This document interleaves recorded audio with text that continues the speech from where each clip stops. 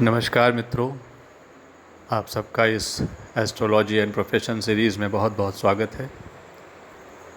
जैसा कि पिछले अंक में हमने चर्चा की थी कला जगत की और संगीत की, और ये निर्णय किया था कि संगीत के अलग अलग पहलुओं को समझने की कोशिश करेंगे, जिसमें कि गायक, गीतकार और संगीतकार आते हैं, और ये समझने की कोशिश करेंगे कि किन ग्रहों के प्रभाव से व्यक्ति गायक बनता है, संगीतकार बनता है, गीतकार बनता है। तो उसी प्रक्रिया को आगे बढ़ाते हुए सबसे पहले मैं गायन को ले रहा हूँ। इस एपिसोड में हम ये डिस्कस करेंगे कि किन ग्रहों के प्रभाव से व्यक्ति गायक बनता है, और इसमें मैं एक ख़ास चीज़ आपके लिए ला रहा हूँ, वो ये कि हम ईस्टर्न और वेस्टर्न दोनों वर्ल्ड को डिस्कस करेंगे।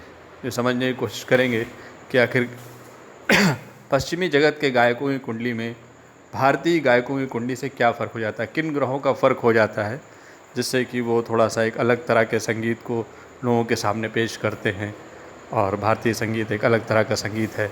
तो दोनों ही विधाओं को समझने की कोशिश करेंगे।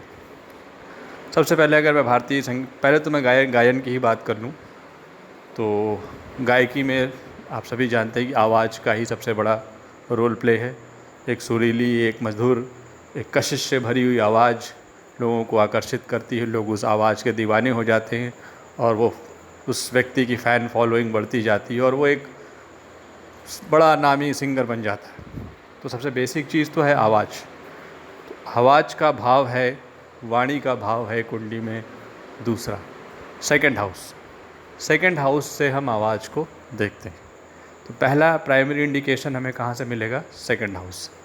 सेकंड हाउस का रिलेशन अगर कहीं किसी तरीके से भी लग्न से, चौथे भाव से, 10वें भाव से, 11वें भाव से हो जाता है, तो एक इंडिकेशन ये मिलता है कि ये व्यक्ति अपनी वाणी से कुछ ना कुछ विशेष करेगा, कुछ ना कुछ अलग करेगा। ज़रूरी नहीं कि गायक बने, लेकिन एक प्राइमरी इंडिकेशन मिल जाता है कि कुछ अलग वाणी का उपयोग करके ये अपने करियर को आगे बढ़ा सकता है। वो टीचर भी हो सकता है, प्रोफेसर भी हो सकता है, लॉयर भी हो सकता है, और तमाम प्रोफेशंस हैं। लेकिन अगर उसी वाणी भाव में बुध या बृहस्पति का प्रभाव पड़ जाए, स्थिति वही हो, दूसरे भाव का संबंध हाउस ऑफ प्रोफेशन से हो, और साथ ही साथ बुध बृहस्पति भी कहीं ना कहीं सेकंड हाउस से या सेकंड लॉर्ड से कनेक्टेड हो जाएं, तो और प्रबल योग बन जाता है कि ये व्यक्ति वाणी से और कुछ बेहतर कर सकता है, या कह लें कि सेकंड लेवल ऑफ इंडिकेशन मिलने लगता है कि गायक भी बन सकता है। लेकिन अभी भी पक्की तरह से नहीं कह सकते कि गायक ही बनेगा। अब अगर उसमें शुक्र का भी प्रभाव मिल जाए, शुक्र यानी कि प्लैनेट ऑफ अट्रैक्शन, शुक्र के बारे में कहते हैं कि जहाँ उसकी दृष्टि पड़ती है उस भाव को बहुत खूबसूरत बना देता है, बहुत आकर्षक बना देता है। तो अब अगर शुक्र भी कहीं ना कहीं सेकंड हाउस से, सेकंड लॉर्ड से कनेक्टेड हो जाए, तो ज़बरदस्त योग बनने लगता है गायक बनने का। यहाँ पर आप कह सकते हैं कि अगर ये तीनों इंडिकेशन मिलने लग जाएं, तो हम कह सकते हैं कि व्यक्ति गायक बनेगा या वाणी के माध्यम से कोई विशेष कार्य करेगा। अब अगर इसमें फिफ्थ लॉर्ड भी इन्वॉल्व हो जाए, तो गायक बनने का योग पूरी गारंटी के साथ बन जाता है, और बड़ी अच्छी कामयाबी मिलने के संकेत मिलने लगते हैं।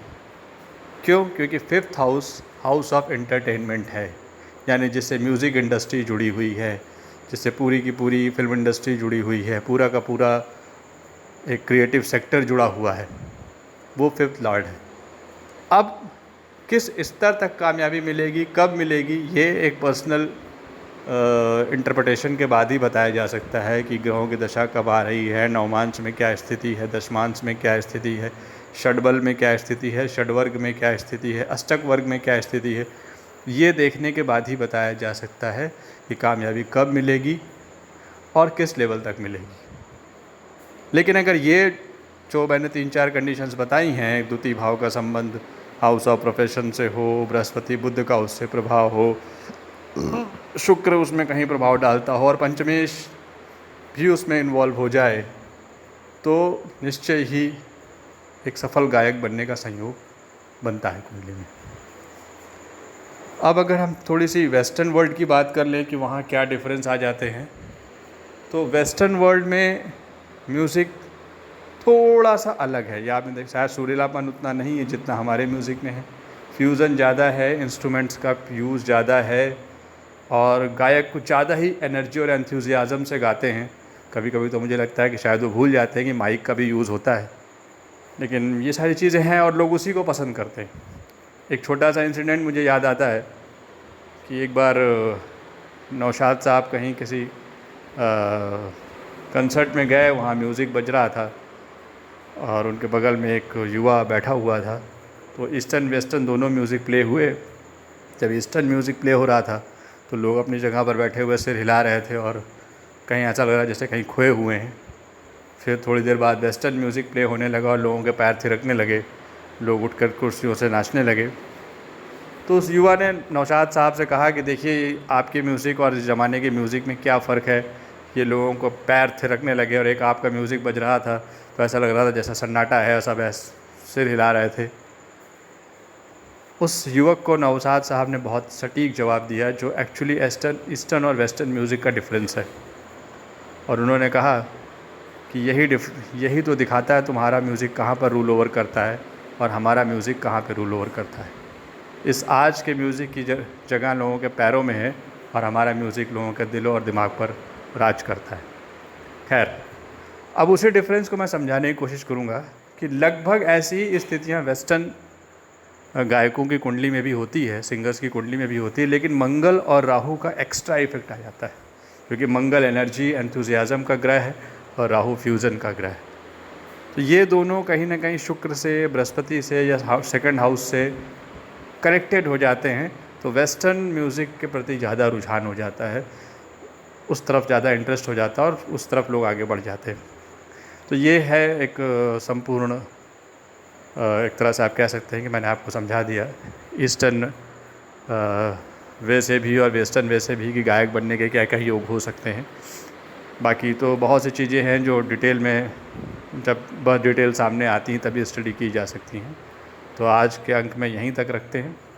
अगले अंक में मैं आपको एक कोशिश करूंगा कि कोई भारतीय गायक, मशहूर गायक की जन्म कुंडली लेके समझाने की कोशिश करूं कि किन ग्रहों की वजह से वो उतना आगे बढ़ सके, और एक किसी वेस्टर्न वर्ल्ड से, जैसे ब्रिटनी स्पीयर्स या एल्विस प्रेस्ले या जॉर्ज हैरिसन, किसी की कुंडली लेके आपको समझाने की कोशिश करूंगा।